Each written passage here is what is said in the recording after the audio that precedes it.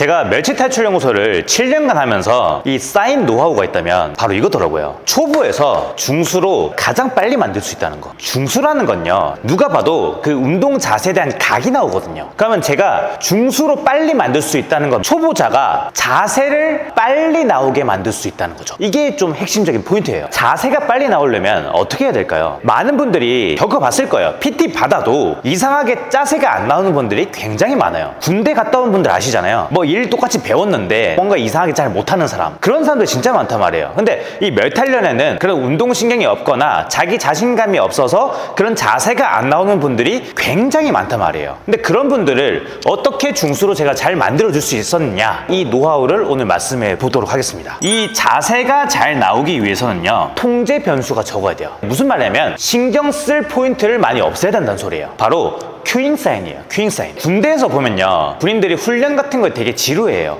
왜 그런지 아세요? 똑같은 걸 계속 시키기 때문이에요. 뻔한 거를 계속 시키는 거예요. 그 똑같은 거를 반복해서 시키는 이유는요, 바로 이거밖에 없어요. 실제 전투 상황에서는요, 복잡하게 배우면 어차피 패닉 상태가 되는 거예요. 그냥 공황 장애가 오기 때문에 그냥 한 개만 임무를 잘하는 소리예요. 마찬가지로 운동이라는 거는 해보신 분들은 아실 거예요. 생각보다 어렵고 복잡해요. 근데 만약에 그렇게 느끼지 않으신 분이라면 사실은 운동을 제대로 하고 있는 게 아니에요. 근데 어쨌든 운동이 굉장히 복잡한데 거기서 잘할 수 있는 방법은요, 임무를 단순화하는 것밖에 없어요. 그게 진짜 중요한 핵심 포인트예요. 예를 들어 푸시업을 하잖아요. 근데 푸시업을 제대로 FM대로 하잖아요. 신경 써야 될 게 엄청 많습니다. 생각보다. 예를 들어 뭐 이런 말을 하는 거죠. 턱 잡으세요, 코 잡으세요, 발 정렬하세요, 발 체중 앞으로 보내세요, 그리고 어깨 뜨지 마세요, 그리고 팡 쳐서 올라오지 마세요, 위에서 쉬지 마세요, 뭐 이런 말을 한단 말이에요. 그럼 이런 말들을 많이 요구를 하면은 머리가 어지러워져요. 그래서 운동이 안 된단 말이에요. 가뜩이나 또 자신감이 없으니까 뭐 이런 생각도 들겠죠. 아, 난 왜 이렇게 못하지? 난 안 되는 걸까? 이런 생각을 할 수밖에 없단 말이에요. 그랬을 때 중요한 게 이 바로 큐잉 사인이에요. 하나의 임무 목표만 가지는 거예요. 큐잉 사인에서 제일 중요한 포인트가 그거 하나만 신경 쓰면 운동이 싹 풀리게끔 만드는 거. 두 번째는 이 큐잉 사인을 신경 쓰는데, 이 큐잉 사인을 잘하기 위해서는 각 운동별로 움직이는 포인트가 있어야 움직여야 될 곳이 있고, 이 고정시켜야 될 부위가 있어요. 이 고정시켜야 될 포인트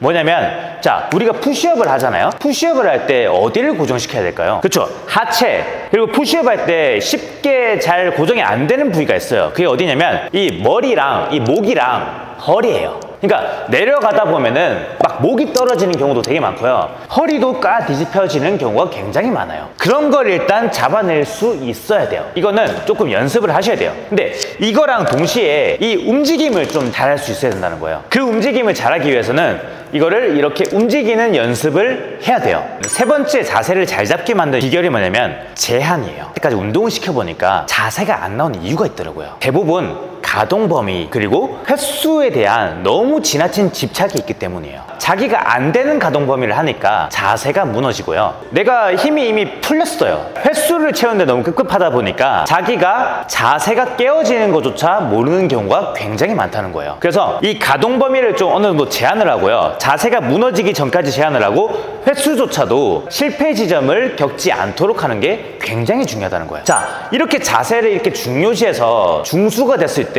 무엇이 유리할까요? 대부분의 분들이 이런 생각을 해요. 내가 당장 횟수를 많이 해야, 가동 범위를 길게 해야 몸이 크는 거 아니냐, 이렇게 하기 때문에 대부분 그렇게 하시는 거잖아요. 그럼에도 불구하고 자세를 우선시했을 때 무슨 효과가 있느냐, 일단 체형이 좋아져요. 이거는 여러분들 그냥 쉽게 동의하시니까 넘어갈게요. 자, 두 번째는 자세를 유지하다 보면요, 이 신경 쓸 게 사라져요. 통제 변수가 줄어듭니다. 좋은 자세를 유지하다 보면은 그 자세를 잡는 능력이 길러지고요, 그러다 보면 그게 당연시 되게 돼 있어요. 그러면 내가 신경 쓸 포인트가 많이 줄어들어요. 그럼 어떻게 되냐면, 벤치프레스를 하는데 횟수를 채우려고 하는 사람들은 막 자세가 하면서 힘이 빠지면 막 무너져요. 이렇게 PT 하는 선생님 입장에서는 보조를 해드릴 수가 없어요. 그러다 보니까 그냥 스탑 시키는 거예요. 왜냐면 자세 그냥 이상하게 하면 어깨 다칠 수도 있으니까. 근데 만약에 자세가 확고하게 잡혀요. 그럼 어떻게 되냐면 PT 하는 선생님이 살짝만 보조를 해줘도 몇 개를 더 할 수 있다는 거예요. 당연히 몸이 좀 더 좋아지겠죠. 항상 우리는 미는 것보다 버티는 힘이 더 세거든요.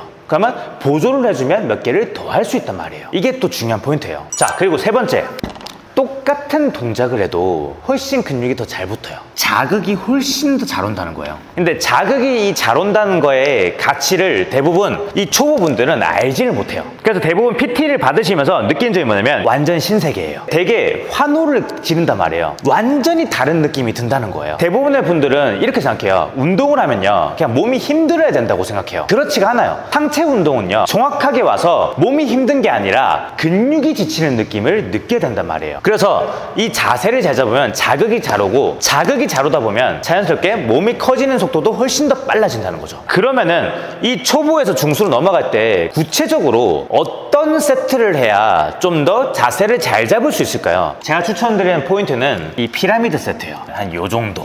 총 4세트라고 치면 이런 식으로 가는 거예요. 그러니까 이게 저중량, 한 본 세트 정도의 중량이고, 이게 초고중량, 다시 본 세트로 내려오는 거. 근데 대부분 요즘에 하는 세트는 거의 다 이렇게 해요. 워밍업 세트하고 이렇게 해서 끝나요.